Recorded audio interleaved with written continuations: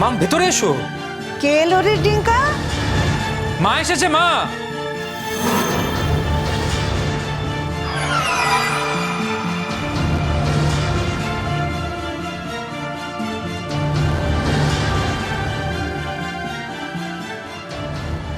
বৌমা,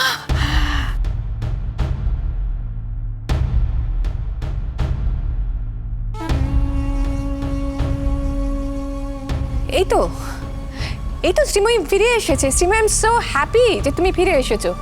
দেখো, সবাই মিলে আমাকে অকারণ সন্দেহ করছিল, বলছিল যে আমি তোমার ক্ষতি করেছি, আমি তোমাকে মেরে ফেলেছি। একটু প্লিজ খুলে বলো না গো, তোমার কি হয়েছিল, একটু এদেরকে খুলে বলো। বৌমা, বৌমা, তুমি এসেছো বৌমা। ওকে আমি জানতাম তুমি ফিরে আসবে। আমি সিদ্ধেশ্বরী মায়ের কাছে পুজো দিয়েছি, আমি জানতাম। মা, বৌদি তুমি কোথায় ছিলে? মানে কে দিয়ে গেল তোমাকে? কই পুলিশ তো আমাদের কিছু জানেনি। মা মা প্লিজ কথা বলো। মা এখন কথা বলার সময়। তুমি কোথায় ছিলে এতদিন? আমরা চিন্তায় পাগল হয়ে গেছিলাম, আমরা সহ্য করতে পারছি না। প্লিজ বলো কোথায় ছিলে।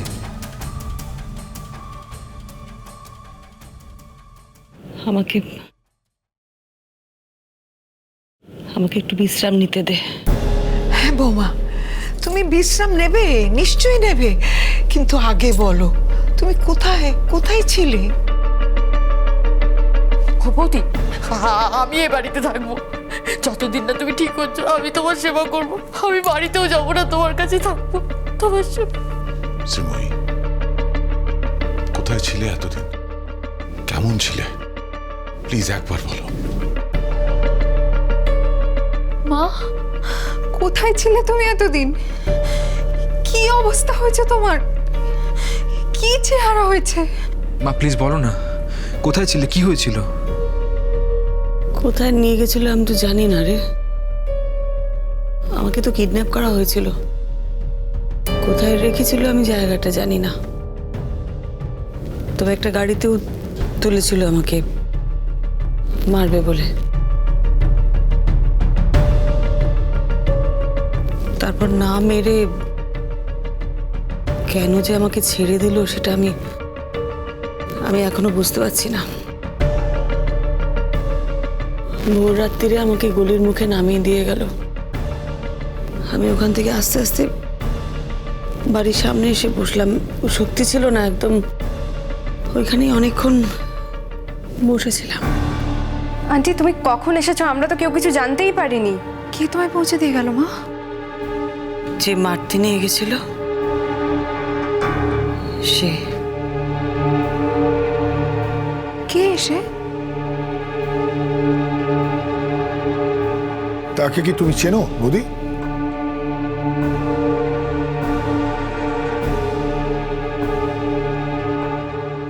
ছোট।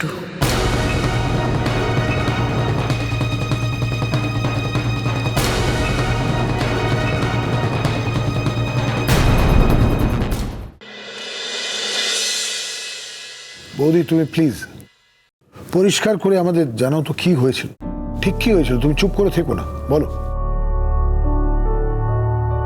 বৌমা, তোমার যদি এখন বলতে না ইচ্ছে করে তুমি বলো না বৌমা। বৌমা তুমি তো এসেছো, এটাই যথেষ্ট। তবে একটা কথা কি জানো বৌমা, এই তুমি কদিন ছিলে না, বিশ্বাস করো আমরা কোনো মতে মরে মরে বেঁচেছিলাম। আমাদের ধরে কোনো প্রাণ ছিল না। এই তুমি এসেছো না মা, আমাদের শরীরে প্রাণ সঞ্চার হলো। ওই ছেলেটাই কি তোমাকে কিডন্যাপ করে নিয়ে গিয়েছিল বৌমা? আচ্ছা, কি দাবি দাবা ছিল ওর? বলো না বৌমা, বলো না। দিঠি কোথায়? দিঠিকে দেখতে পাচ্ছি না কেন? দিঠি এই বেরিয়ে গেছে। কি আশ্চর্য না, আপনারা সবাই আমাকে সন্দেহ করছিলেন। না না, আমি আপনাদের দোষ দিচ্ছি না, আই এম নট জাজিং ইউ এট অল। আসলে আপনারা সবাই যেটা করেছেন সেটা হলো আমার অতীত দেখে আমাকে বিচার করেছেন। ইটস পারফেক্টলি অল রাইট, আমার কারুর ওপর একটু রাগ নেই। না না, ইটস ওকে। মানে আমি যদি আপনাদের জায়গায় হতাম আমিও কিন্তু এভাবেই জাজ করতাম। শ্রীময়ী, একটা কথা তোমাকে আমি বলছি শ্রীময়ী, তুমি ফিরে এসেছো বলে আমি না ভীষণ শান্তি পেয়েছি, জানো, ভীষণ শান্তি পেয়েছি। আজকে এইখানে দাঁড়িয়ে এই মুহূর্তে একটা কথা আমার না বলে উপায় নেই, তোমার থেকে ভালো শুভাকাঙ্ক্ষী আমার এই বাড়িতে, এই পৃথিবী থেকেও নেই। তুমি চুপ করো, তোমার কোনো কথা আমি ভুলিনি। তোমার বারবার মিথ্যে কথা বলা, ছেলের জ্বরের অজুহাত দেখিয়ে যখন তখন বাড়ি থেকে বেরিয়ে যাওয়া, রাত করে বাড়ি ফেরা, কলকাতার বিভিন্ন জায়গায় তোমায় দেখতে পাওয়া, আমি কিচ্ছু বলছি না। হ্যাঁ, কিন্তু তার সাথে শ্রীময়ী মিসিং হতো কোনো সম্পর্ক নেই, তাই না অনিন্দু? শ্রীময়ী, তুমি আমাকে এই অপবাদ থেকে বাঁচাও, তুমি প্লিজ খুলে বলো কি হয়েছিল। শোনো, তুমি অপবাদের হাত থেকে বাঁচবে কি বাঁচবে না সেই নিয়ে আমাদের কোনো মাথা ব্যথা নেই, আমাদের কিচ্ছু যায় আসে না। হ্যাঁ এবার শোনো শোনো, এখন আমি বৌমার কাছ থেকে সব কথা শুনবো, তুমি অন্যত্র যাও। কেন? আপনাদের সব কথা শোনার অধিকার আছে, ইচ্ছে আছে, আমার কোনো কথা শোনার অধিকার নেই। শ্রীময়ী এত বড় বিপদ পাড়ি দিয়ে এলো, কি করে সার্ভাইভ করলো, কি করে এই লড়াইটা জয় করলো, সেটা তো আমাকে জানতে হবে। আমাকে তো অকারণে দোষী করা হয়েছিল না মেশমশাই, তাই জন্য আমি তো জানতে চাইতেই পারি। শ্রীময়ী প্লিজ একটু বলো না গো কি হয়েছিল। আমি এটা বুঝতে পারছি না ম্যাডাম, আপনি এত কথা বলছেন কেন? এবার তো শুধু বৌদি বলবে, আমরা শুনবো। Please have that patience. ও বৌদি, এই গরম দুধটা খেতে খেতে কথা বলো। খেলাম তো একটু আগে। ওমা, তখন তো অন্য খাবার খাইয়ে দিলাম, দুধ তো তুমি খাওনি। এই গরম দুধটুকুনি খেয়ে নাও না বৌদি, এত জেদ কেন করছো বলো তো? আমি তোমার বাড়িতে কাজ করি ঠিকই, কিন্তু আমি না সবসময় তোমাকে বড় দিদি মনে করি, আমি তোমার ছোট বোনের মতো। আর যদি সত্যি সত্যি তোমার নিজের বোন এ বাড়িতে থাকতো, সে জেদ করতো না, বলতো না গরম দুধটা খেয়ে নাও। আজ আমিও জেদ করব, আর তোমাকে আমার কথা শুনতেই হবে। নাও খেয়ে নাও। আন্টি তুমি দুধটা খেয়ে নাও, তুমি খেতে খেতে কথা বলো। নাও খেয়ে নাও। দেখো আমাদের তো আরো এর পরে অনেকগুলো স্টেপ আছে না? স্টেপ? আবার আবার কি স্টেপ? মানে যে তোমাকে কিডন্যাপ করেছিল, যে তোমাকে বাড়ি অবধি পৌঁছে দিয়ে গেল, সেই ছেলেটার ব্যাপারে আর কি। দেখো দিঠি নিশ্চয়ই বুঝতে পেরেছে যে ও এতদিন কোন গাড্ডায় গিয়ে পড়েছিল। এবার দিঠি নিশ্চয়ই চেষ্টা করবে ওই রিলেশনশিপটা থেকে বেরিয়ে আসার। আমার এটাই ভয় করছে যে ছেলেটা ওর কোনো সর্বনাশ না করে দেয়।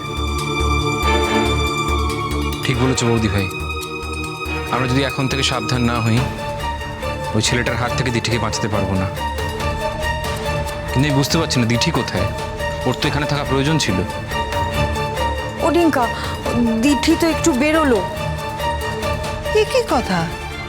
একটু আগে মা এলো, মা এখন ক্লান্ত, মা সব কথা শুনবে, বলবে, তবে তো বেরোবে। তাছাড়া এত সকাল সকাল তো কখনো হাসপাতালে যায় না কো। এই জানে, এই যে ছোটুর নাম শুনেছে, সঙ্গে সঙ্গে দিগ্বিদিক জ্ঞান শূন্য হয়ে ওই ছোটুর খোঁজেই গেছে। দাদা বাবা, ছোটুকে ও এখানে পাবে কোথায়? তাহলে কি ও ওর বাড়িতে গেছে নাকি?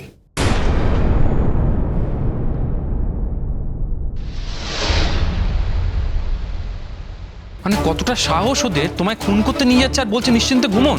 বলছি বৌদি, এই ম্যাজিকটা ঘটলো কিভাবে? মানে এই যে তোমাকে মেরে ফেলবে, সেখান থেকে তোমার বাড়ি ফিরে আসা, সেটা আমি নিজেও এখনো বুঝতে পারছিলাম না। তাহলে আমি এই যাত্রায় বেঁচে গেলাম, কিন্তু ওই যে ছবি তোলা আছে তার কি হবে? আচ্ছা ওই এখন পুলিশের জালে জড়িয়ে যাবে বোধহয়, এরপর তো বিচার হবে। আমাকে তো কেউ আর দেখতে পায়নি, সব কাজগুলো তো ওই করেছে।